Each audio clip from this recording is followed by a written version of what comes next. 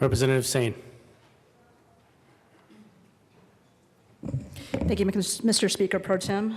I'm going to start off the video with Mr. Clower.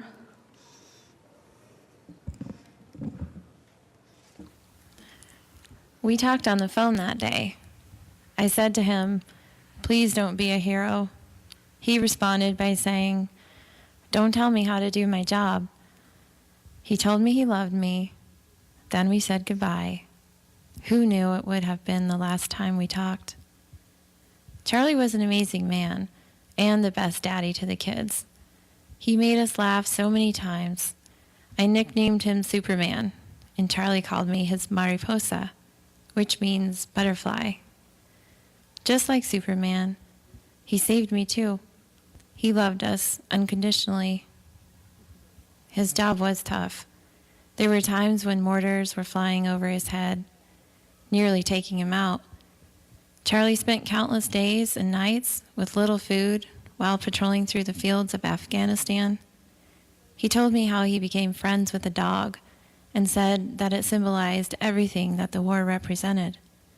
Diseases, darkness, hunger, always on watch. Charlie told me he had carried a young boy down a mountain and that his eyes were staring at him and that the back of his head was blown off. My heart hurt for Charlie. My fears grew, but I couldn't tell him about it. Instead, I tried to comfort him as best as I could, and I reminded him that he was a leader and to stay strong. As an Army wife, you're always on edge, watching the news, trying not to worry, keeping the faith, and trying to be strong for my kids and for him. His job depended on it. Charlie had his own heroes, those who died in Normandy. He made those boys proud. Who knew history would be repeated? On June 6th, D-Day, 2 days after our phone call, a car pulled up to my curb, and 2 uniformed men got out and slowly walked toward me. My 8-year-old daughter was outside with me. She looked at them and instantly knew her dad was gone. It hit me, and I couldn't breathe. My husband was dead. I was honored to support my man who willingly answered the call of duty. I think about what I might say if I had the chance to talk to Charlie again. If there were such a thing as a bat phone to heaven, then I would tell him that he was a hero and that the president awarded him the Distinguished Service Cross Medal. I would also tell him that I'm using my butterfly wings to soar through this life, and along the way, I'm telling others about his heroic acts. The last few years were tough. The kids and I have been rebuilding, and finally things are looking up.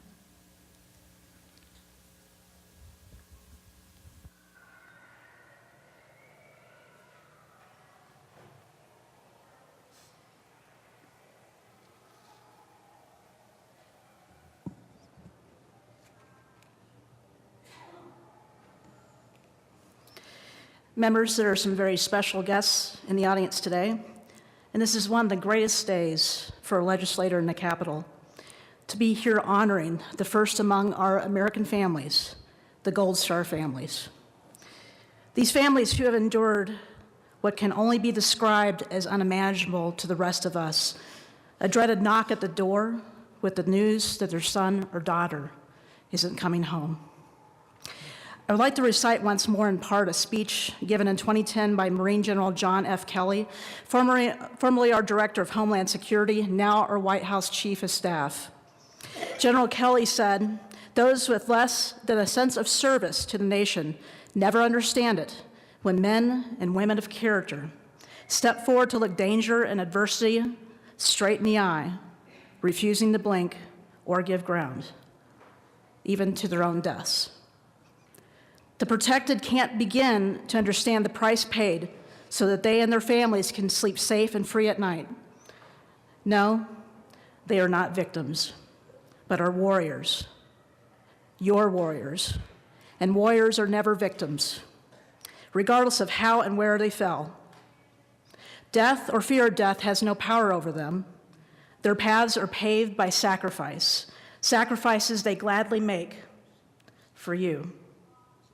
If anyone thinks that you can somehow thank them for their service and not support the cause for which they fight, America's survival, then they are lying to themselves and rationalizing away something in their lives, Kelly said. But more importantly, they are slighting our warriors and mocking their commitment to the nation. General Kelly gave this remarkable speech 4 days after his 29-year-old son, Marine First Lieutenant Robert Michael Kelly, was killed instantly after he stepped on a landmine leading a patrol in southern Afghanistan. The men and women who gave their last breath in battle are the best of us. Their dedication to purpose and duty and their self-sacrifice has not only made this nation possible, but possible to purchase freedom for another generation of Americans. And our Gold Star mothers and fathers have seeded a generational dream to us, a future with sons, daughters, grandchildren, and great-grandchildren, so that the rest of us will not have to live in fear of a knock at the door. Gold Star families have endured the unimaginable so that America can endure. Our Gold Star families are the bricks in the watch wall for our future and past of America, the bedrock of a nation, and we extend our heart-filled gratitude to you. We are honored to have our Gold Star families with us today, representing their fallen heroes. At this time, I'd like to read the names of the heroes who have family in attendance. And would you please stand as your hero's name is read? The War in Vietnam. SFC Howard Early. Gold Star Mother Jeanette Early. SP4 James Kennard. Gold Star Mother Chris Kennard. 1C1 IC1 James Sampers. Gold Star Mother Patty Sampers. The War on Terror. SFC Thomas Avey. Gold Star Mother Pam Stemple. SGT Andrew Schaefer Council. Gold Star Mother Pam Schaefer. SFC Liam Nevins. Gold Star Mother Victoria Nevins. Captain Russell Ripto. Gold Star family member Rebecca Kim. Sergeant Joshua James Robinson. Gold Star Mother Missy Robinson Moser. CW3 Sean Seaburn. Gold Star Mother Margaret Seaburn. Navy Airman Alex Wolfsey. John and Pat Murnane Wolfsey. SGT Charles Wyckoff. Gold Star Mother Erica Wyckoff. SGT Grant Wickman. Gold Star Mother Lenora Wickman. Have we missed anybody in attendance today? Members, please. Barbara Wickman. Robert Wickman. Thank you so much. Members, please give our Gold Star families a round of applause.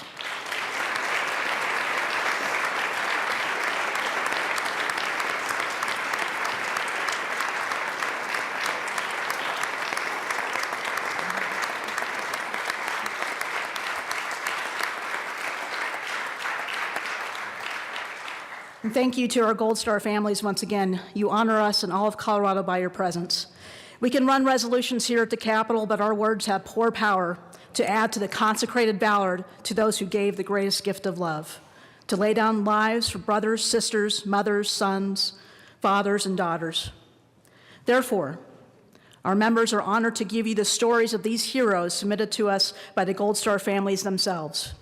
You will hear from them shortly, but in the meantime, may I ask, if you are in town, please mark May 26th on your calendars to attend one of the most beautiful Memorial Day tributes in the nation. You have more details at your desk. Many Gold Star families will be in attendance, and state leaders, they will be so appreciative to see you there. Thank you so much. Mr. Minority Leader. Thank you, Mr. Speaker Pro Tem. Sorry, guys, I think Representative Humphrey was cutting up some onions here, so it might be that or some dust in the air, but these aren't tears. I'm just going to read a letter from John and Pat Wolfsey. So it's coming from them, but I was going to tell you about his time in the military, but decided to tell you about his journey there instead. Well, obviously it started because he was born. But to be serious, when he started school, he was a complete horror every day from kindergarten to 12th grade. It was either a note of a phone call begging us to have him stop talking. We would talk to him, but got nothing. He couldn't care less. When he got to 2nd grade, we figured the meanest teacher in the school could surely get him to stop, but he didn't. She would yell and try to embarrass him, and he would just smile at her.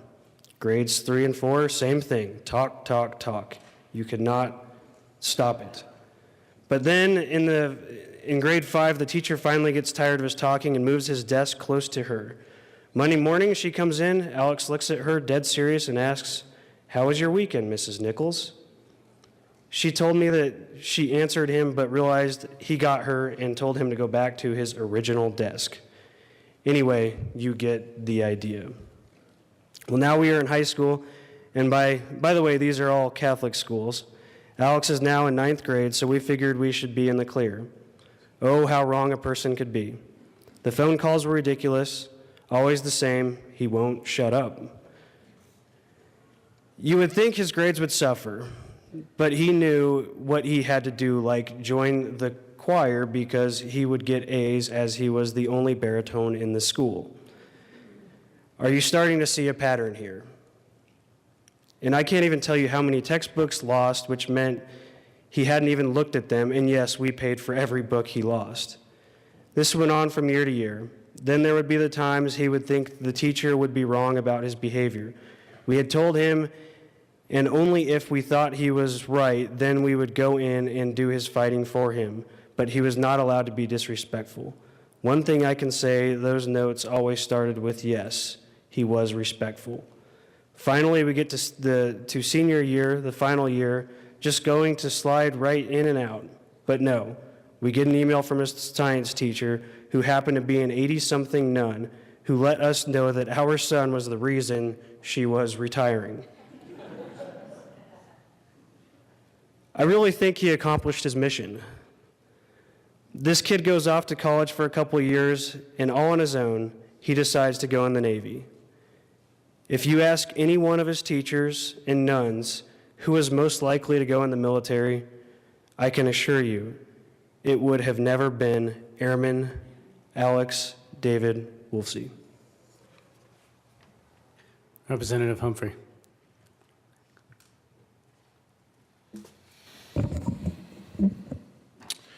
Thank you, and thank you to Victoria Nevins for your family sacrifice and honoring us with your presence today, and for this tribute that I now read. As the Gold Star families stand before us with proud yet heavy hearts, I want to tell you about a fallen son from Colorado who serves as a true example of our military heroes. Army Sergeant First Class Liam Nevins from Denver enlisted prior to graduation from high school in 2000. Earning his Ranger tab at age 20, he served as a rifle team leader with the 504th Parachute Infantry Regiment, 82nd Airborne Division during his first deployment to Afghanistan, and completed 2 more deployments as a sniper team leader in Iraq and Afghanistan. After leaving active duty in 2006, this Vermont-born, battle-worn veteran looked forward to a life of adventure, mountain climbing, and snowboarding in Colorado. But the military was his passion. So in 2009, he enlisted in the Colorado Army National Guard and was a member of the 5th Battalion, 19th Special Forces. During his 4th combat mission in Afghanistan, this highly decorated Green Beret was seriously injured while drawing fire away from a group pinned down by PKM fire. With a bullet wound to his left hand and a large piece of his shoulder missing, he refused painkillers and climbed a ladder up the compound wall to watch his commandos during their final assault, expressing his disappointment that he couldn't do more for his brothers.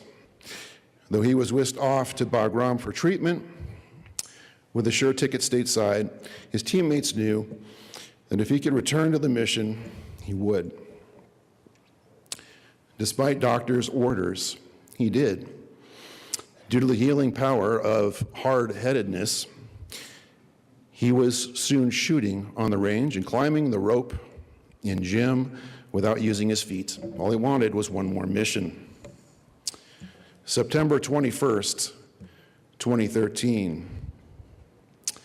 There was no reason for Liam to be on the range helping another team train Afghani forces other than his drive to work and help others. But he was there when the gun was turned on him and his two comrades. For his service and his sacrifice, wasn't supposed to do this. Onions.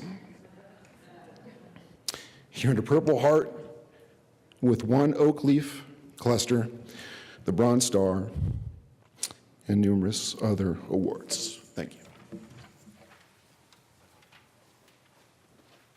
Representative Lontine. She's just been in the queue for a little bit, unless you want Representative Sias to go. Okay. Representative Sias, sorry. Thank you, Mr. Speaker Pro Tem. And again, I'd like to thank the Gold Star families for providing these testimonials. Marine Corps Corporal David Michael Sonka from Parker was born in Aurora. He was also a military working dog handler and was killed in action on May 4th, 2013. His dog Flex was also killed. One of David's Marine brothers, John Desher, had this to say: "I am thankful that I live in a country where there remains pride in volunteering one's life for a cause we believe in. I'm thankful for having some mentors in my life who taught me how to lead, and more importantly, how not to lead. But in the end, I am the most thankful for the lessons I learned in my heart from people who had to pay the price for those lessons to be permanent. David Sonka, for showing me what excellence and devotion to one's craft truly looks like, for proving that it's not your age or experience that makes you entitled to respect, but that it's earned by proving every day that you're going to be the best version of yourself that you can be, that excellence is obtained through striving for greatness, and greatness isn't achieved by showing up when it's easy, but by grinding when it's difficult. It's no secret why you rose to the top quickly, and I am positive that it wouldn't happen any other way." Representative Lontine. Thank you, Mr. Speaker Pro Tem. Not quite as tall as Representative Sias.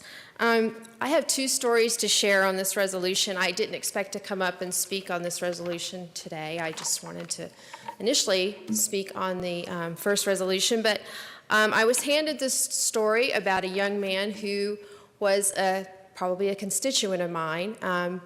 His name was Sergeant Andrew Mark Schaefer. I did not have the privilege of knowing Sergeant Schaefer.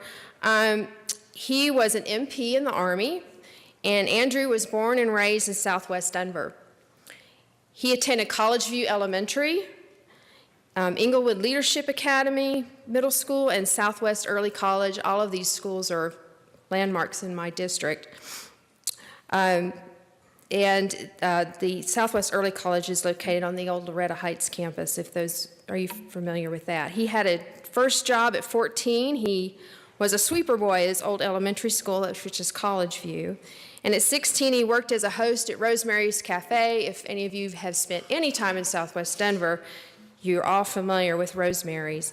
Andrew enlisted in the Army shortly after his 18th birthday and was deployed twice to Afghanistan in 2009 and 2011. His mother adds that he's greatly missed, and her name is Pam Schaefer, and I'm not sure if she's here with us today. Thank you for your sacrifice. Representative Leonard. Today. Thank you very much, Speaker Pro Tem. I have the privilege to honor Army Ranger Sergeant First Class Christopher Domay. He's the most deployed soldier in American history to be killed in action. Sergeant First Class Domay was killed October 22nd, 2011 in Afghanistan on his 14th deployment, equaling 4 years of combat. The Joint Fires Observer Facility at Fort Sill was named Domay Hall in honor of him. Domay had the distinction of being the first Ranger to be qualified as a Joint Terminal Attack Controller, JTAC, a position usually reserved for the Air Force airmen who serve with ground combat units and call in airstrikes for fighters or bombers flying overhead. Colonel Mark W. Odom, commander of the 75th Ranger Regiment, called Domay the prototypical Special Operations NCO, whose abilities as a JTAC made him a game changer on the battlefield, an operator who in real terms had the value of an entire strike force on the battlefield. Thank you, Army Ranger Sergeant First Class Christopher Domay. Senator Quorum. Thank you, Mr. Speaker Pro Tem. I'm going to pretend I'm 6'4" again, okay? Thank the Gold Star families, and it's such an honor to be here today. And today I would like to honor SSG Sergeant Jason L. Vasquez, who was born in Rocky Ford, Colorado on January 26, 1979, to parents Tino and Vicky Vasquez in Rocky Ford. He grew up in Manzanola, Colorado, where he graduated in May of 1997. Shortly after graduation, he went into the Army in August of 1997, where his basic training took him to Fort Knox, Kentucky. Justin was a Cavalry Scout and loved every minute of his training. He received the top Cav Scout Award and other honors for his physical abilities and intellect. His next assignment was Fort Polk, Louisiana, where he received more training in his chosen field and honors. In 2001, he was assigned with the 3rd Armored Cavalry stationed in Fort Carson, Colorado. He served his first tour of duty in Iraq 2003 and 4, then returning to Iraq in March of 2005, where he was a Bradley commander. Vasquez was killed in action on June 5, 2005, while serving his country by an IED. He loved his family and country. He left a son, Justin David, behind, and many family members who will miss him greatly. It is an honor to represent Sergeant Vasquez. Representative Buck. Thank you, Mr. Pro Tem. I am honored and I'm humbled to read the message from Margaret Seaburn. My husband, Chief Warrant Officer Sean Seaburn, would be so humbled to be recognized here today in his home state and simply for doing what he was born to do, serve his country. Sean enlisted at the age of 17, and after graduating from Bear Creek High School in 1983, he was off to serve 10 honorable years as a crew chief in the Marine Corps. He was a quintessential Marine through and through life, but when the Army Air Cav presented him with the opportunity to transition to pilot, he couldn't resist. Being an OH-58D Kiowa Warrior reconnaissance attack helicopter pilot allowed Sean to serve in his country with the skill and distinction for another 13 years. He was honored to fight alongside his 1-7 Cav brothers in Iraq from 2004 to 2005. Then after 23 years, the highest standard of military service, CW3 Seaburn retired home to Colorado. When Sean was 8 years old, he had seen the Flight for Life helicopter land in his neighborhood in Lakewood, and all his dreams came to a full circle when he was able to use his military skills and to then serve Flight for Life for St. Anthony's Central Lead pilot from 2005 to 2015. It was as this time in his military service caught up with him. Subtle neurological symptoms progressed, and the VA acknowledged that the burn pits by the Flight lines in Iraq in 2004 daily polluted the air with toxic chemicals, and the die had been cast. Sean passed at his home on December 8, 2016 from 100% service-connected ALS. Most of all, he would want to express his steadfast gratitude, unwavering love for his Lord Jesus Christ, his country, and his family for supporting him as he did what he loved to do, to protect and to serve others. He would choose no other path. Semper Fidelis. Senator Marble. Thank you so very much, Speaker Pro Tem. James Edward Kennard. He was born June 12, 1948 in Cherry Point, North Carolina, near Camp Lejeune. He grew up in a Marine Corps family that moved frequently across the country, including Hawaii. Eventually, the family ended up in Vista, California, where Jim went to high school. Jim was a fun-loving prankster who enjoyed making people around him laugh. Jim loved the ocean and spent his free time surfing, fishing off the pier, and gathering with his friends around the bonfires at the beach. His other passion was racing cars. Even before Jim got his driver's license, he took apart the engine of an old pickup truck and reassembled it not once, but 8 times. Jim loved working with his hands and wanted to be a mechanical engineer. Jim married his high school sweetheart, Chris, and was in his second year in college when he was drafted into the U.S. Army in June of 1968. Like many of the unsung heroes of his generation, Jim put his life on hold to answer his country's call to duty. Jim went through basic training and AIT at Fort Ord, California. He took to Army life very well and qualified as an expert with every weapon the Army gave him to fire. On completion of AIT, Jim received orders for Vietnam. He left for Vietnam on November 19, 1968, a few days before Thanksgiving. Chris was 3 months pregnant when Jim shipped out. He was assigned to Company C, 1st Battalion, 8th Cavalry, 1st Cavalry Division, Vietnam.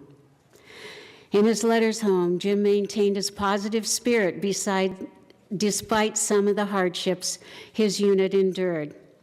They didn't always have the equipment they needed, but they did the best they could with what they had. At one point, he even asked Chris to send him a Colt 45 as he carried a grenade launcher but had no issued sidearm. He wrote to his pregnant wife as often as he could, even resorting to writing on toilet paper once when there was no stationery available. Jim was very excited to be a father and had made up his mind that they were having a son, even going so far as to tell Chris that girls go back to the factory. On February 16, 1969, Company C was sent on a search and clear mission in a hotbed of Vietnam. Shortly after midnight, Jim's unit was ambushed by enemy grenades and small arms fire. Jim was seriously injured. The enemy fire was so intense that Jim could not be medevaced out for over 8 hours. He was taken to the 3rd Field Hospital in Saigon, where he endured 2 operations and fought to overcome his injuries. Jim was determined to survive and return home to take care of his family and raise his son. He wrote to Chris, who was then 7 months pregnant, and told her he was being shipped to Japan and that he would be home soon after that. Despite Jim's resolve and the best efforts of doctors and nurses, he had lost too much blood, and the septic shock was too much for him to endure. On March 7th, 1969, Specialist James Edward Kennard succumbed to his wounds. He was 20 years old. Jim was awarded 2 Purple Hearts and the Army Commendation Medal. He was remembered by his commanding officer as an exemplary soldier with enthusiasm and devotion to duty, which marked him as an outstanding soldier who displayed the finest example of soldiery-bearing discipline and conduct. 2 months after Jim died, Chris did, in fact, give birth to a boy, their son, who they named Jeff. Jim's family would like him to be remembered as a fun-loving young man who put his own life on hold to serve his country. You can find Jim's name on the wall, along with his fallen brothers of the Vietnam War. Chris Kennard, we honor you and all Gold Star families today. Thank you. Senator Koufalis. Thank you, Mr. Speaker Pro Tem, and thank you, colleagues here in the House, for the privilege to speak at this well. It has been a while, and it's nice to be here. I also want to give thanks to the Gold Star mother who has granted me this honor. I'm humbled by this honor to read this note from her on behalf of her fallen soldier son. My son is Corporal Brett Lundstrom, U.S. Marine Corps, killed in action, Fallujah, Iraq, 1706. He was stationed at Camp Lejeune, North Carolina, with Echo Company, 2nd Battalion, 6th Marines. He deployed to Fallujah on September 18th, 2005, and killed on January 7th, 2006. I miss my oldest son every day. He was a real-life angel. He's looking down on us now, protecting us. Thank you for honoring him. Sincerely, Doyla Lundstrom. Thank you, colleagues. Senator Martinez Jimenez.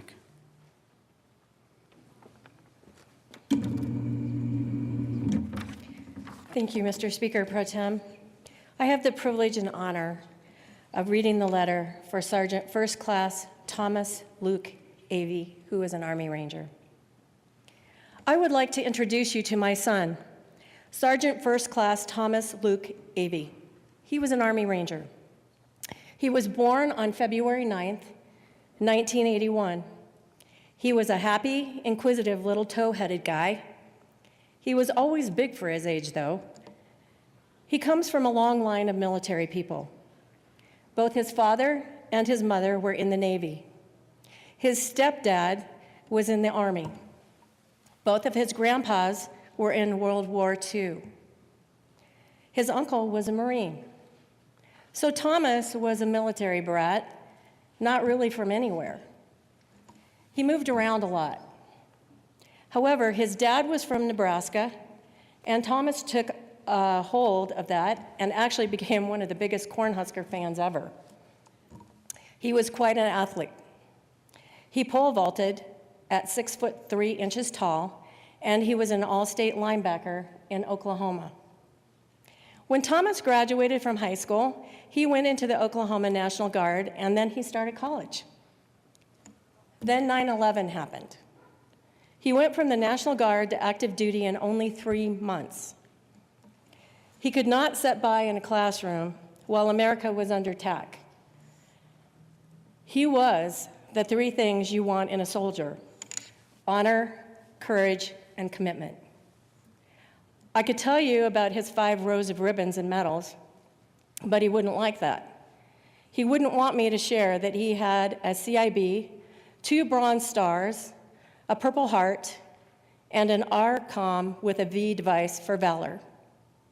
His men told me that he was one of the best men they ever knew and had the honor to serve with. He was in Afghanistan 3 times with the 10th Mountain Division twice at Fort Drum, New York, and then the 4th ID right here at Fort Carson in Colorado. He was a drill instructor in Fort Benning, Georgia, and also a ranger instructor at Camp Rudder in Florida. Thomas died on March 29, 2015 at Fort Benning, Georgia, from complications of a suicide bombing from his deployment in Afghanistan. He is missed very much, especially his smile.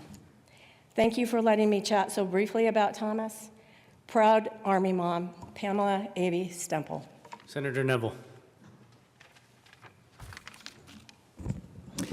Thank you, Mr. Speaker Pro Tem, colleagues and guests. I'm humbled to have the opportunity to speak on behalf of Missy Robinson Moser, mother of Sergeant Joshua James Robinson, U.S. Marine Corps, who was killed in action in Sangin, Afghanistan on August 7, 2011. In Missy's words, I'd like to share a little bit about Joshua. Joshua was a Colorado State wrestling qualifier 3 years while attending Overland High School in Aurora, Colorado. Josh enjoyed skiing the slopes of Colorado.